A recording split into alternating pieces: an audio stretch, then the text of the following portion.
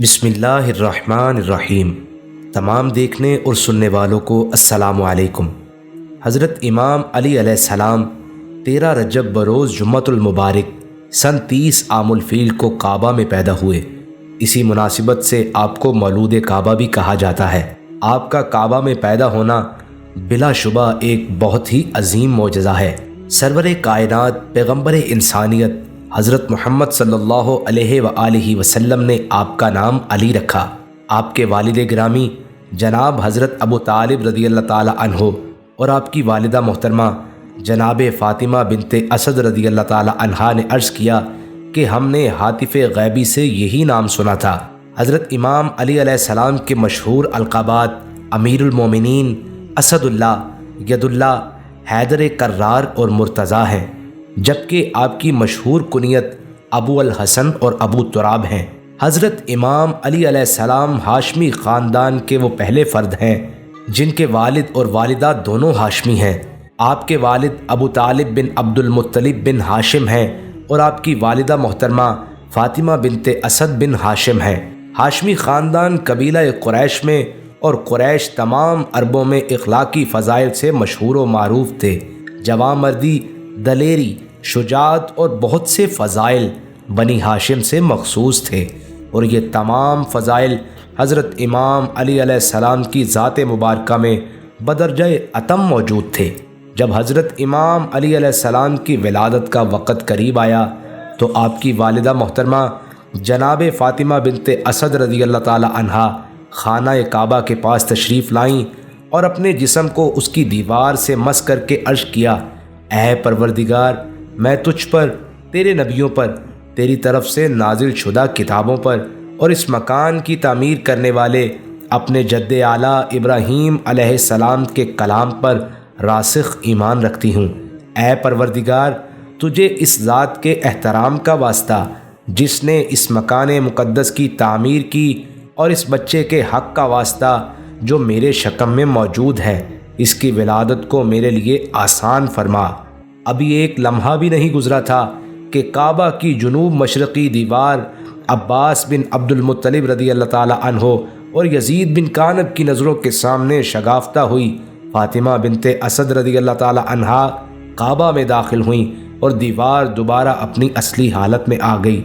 جناب فاطمہ بنت اسد رضی اللہ تعالی عنہا روئے زمین کے اس سب سے مقدس مکان میں اللہ کی مہمان بنی، اور 13 رجب جمعۃ المبارک سن 30 عام الفیل کو آپ کے ہاں بچے کی ولادت ہوئی۔ ولادت کے بعد جب فاطمہ بنت اسد رضی اللہ تعالی عنہا نے کعبہ سے باہر آنا چاہا تو دیوار دوبارہ شگافتہ ہوئی۔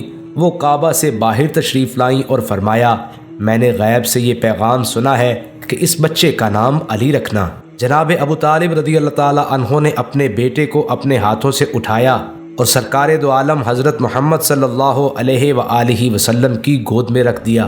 جب امام علی علیہ السلام نے دنیا میں سب سے پہلے آنکھ کھولی تو آپ کے سامنے چہرہ مصطفیٰ صلی اللہ علیہ وآلہ وسلم تھا۔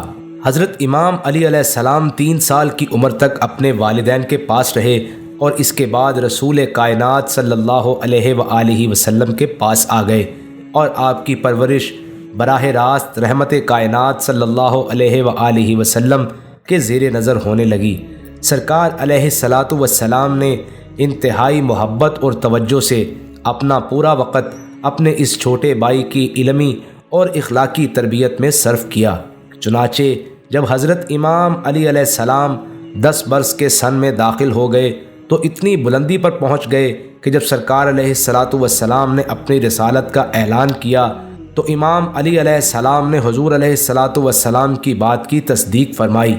آپ ہمیشہ رسول خدا صلی اللہ علیہ وآلہ وسلم کے ساتھ رہتے تھے، یہاں تک کہ جب پیغمبر رحمت صلی اللہ علیہ وآلہ وسلم شہر سے باہر کوہ و بیابان کی طرف جاتے تھے تو آپ کو اپنے ساتھ لے جاتے تھے۔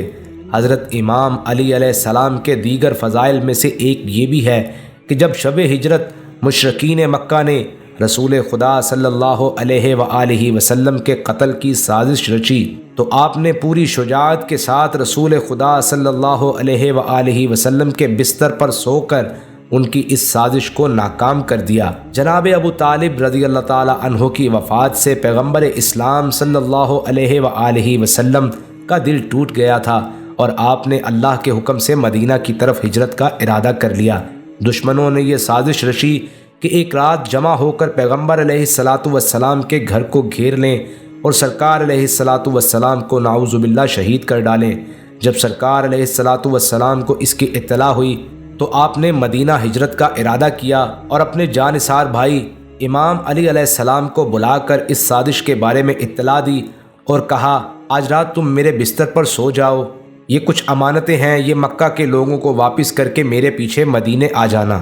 بعد میں زندگی میں کسی نے ایک بار امام علی علیہ السلام سے پوچھا کہ علی، کبھی زندگی میں سکون کی نیند بھی سوئے ہو؟ تو کہا کہ بالکل، میں ہجرت کی رات کو بہت سکون کی نیند سویا تھا، کیونکہ پیارے آقا حضرت محمد صلی اللہ علیہ وآلہ وسلم نے کہا تھا کہ امانتیں لوٹا کر میرے پیچھے مدینے آ جانا، تو مجھے اس رات یقین تھا کہ میں صبح لازمی اٹھوں گا۔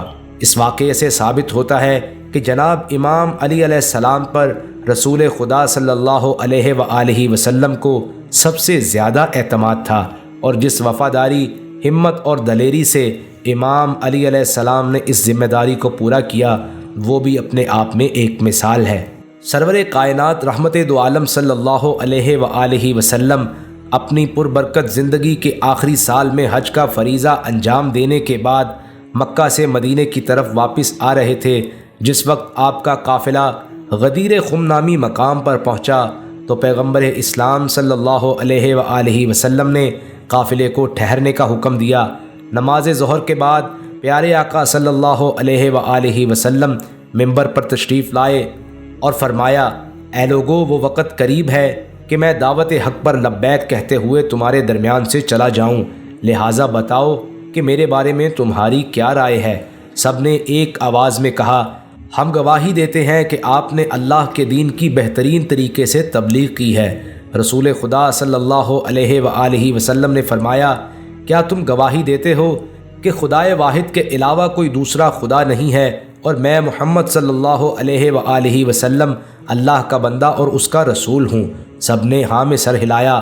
اس کے بعد رسول خدا صلی اللہ علیہ وآلہ وسلم نے جناب امام علی علیہ السلام کے ہاتھوں کو پکڑ کر بلند کیا اور فرمایا، من کنت مولاہ فہذا علی مولا، جس کا میں مولا ہوں اس کے یہ علی مولا ہے۔ رسول خدا صلی اللہ علیہ وآلہ وسلم نے اس جملے کی 3 مرتبہ تکرار کی۔